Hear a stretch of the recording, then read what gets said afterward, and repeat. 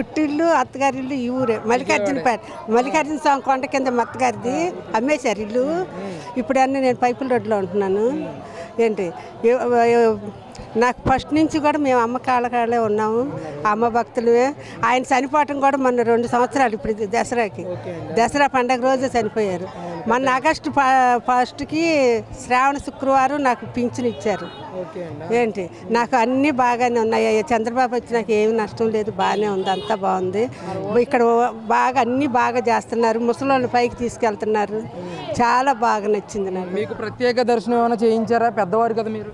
ప్రత్యేక దర్శనం ఏం లేదు నాన్న, మామూలుగానే అంటే దర్శనానికి వెళ్ళిపోయాను నాన్న.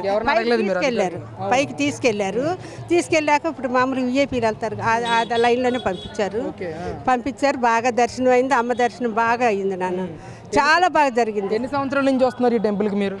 ఎన్ని సంవత్సరాలు నేను పుట్టిన నేను నాన్న ఈ సంవత్సరం మట్టుకి 2 రోజులే ఫస్ట్ రాలా, భయం వేసి. తర్వాత నుంచి ఎవరు అన్నారు బస్సు వేసారు ముసలోళ్ళకి పైకి అని అన్నాక నుంచి నేను వస్తున్నా. బాగా అసలు చక్కగా వెళ్తున్నాను. నిన్నైతే బస్ స్టాండ్ నుంచి అమ్మవారి గుడి దాకా నడిచి వెళ్ళా, మళ్ళీ లైన్లోనే. ఏమి నిన్న ఎవరో పోలీసు ఆమె వినాయకుడి గుడి కాడి నుంచి తాడు తీసి పంపించింది లోనకి. పంపించేదాకా వెళ్ళా. దర్శనం సరస్వతీదేవి అవతారం చక్కగా జరిగింది నాన్న, బాగా ఉంది. చాలా బాగా నాకు ఇదయింది. నాకు ఇంత బాధ కూడా అనిపించలే. ఇంత నడిచి వెళ్ళాను, బస్ స్టాండ్ దాకా నడిచి మళ్ళీ అక్కడికి వెళ్ళి బస్సు ఎక్కా. కానీ ఏమి అనిపించలేదు నాన్న. అమ్మ దయ ఉంటే ఏదైనా అన్నీ బాగుంటాయి. ఎయిర్పోర్ట్లో ఎలా ఉన్నాయి? క్యూ లైన్లో ఉన్నప్పుడు మంచినీటి సదుపాయాలు కల్పిస్తున్నారమ్మా, బాగా ఇస్తున్నారు. ఇవాళ ఇవ్వలేదు కానీ రోజు పాలు కూడా సప్లై చేస్తున్నారు. అన్నీ బాగున్నాయి నాన్న. లైన్ చేశారు ఇక్కడ మీరు? చేశానమ్మా. బాగున్నాయి భోజనాలు, బాగున్నాయి, చాలా బాగున్నాయి భోజనాలు, బాగున్నాయి, అన్నీ బాగున్నాయి, చక్కగా ఉన్నాయి.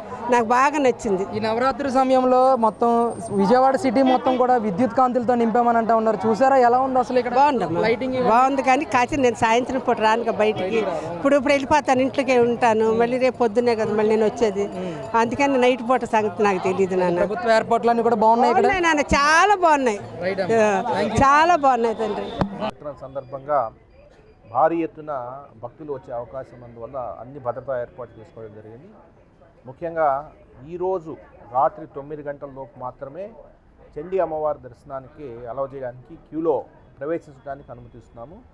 9 తర్వాత వినాయక టెంపుల్ దగ్గర క్యూస్ అనేది క్లోజ్ చేయడం జరుగుతుంది. అదేవిధంగా కుమరపాలెం వైపు కూడా క్యూస్ క్లోజ్ చేయడం జరుగుతుంది. తర్వాత రేపు సరస్వతి అమ్మవారి దర్శనానికి వచ్చే భక్తులు 11 గంటలకు మాత్రమే క్యూలో ఎంటర్ కావడానికి అవకాశం ఉంటుంది.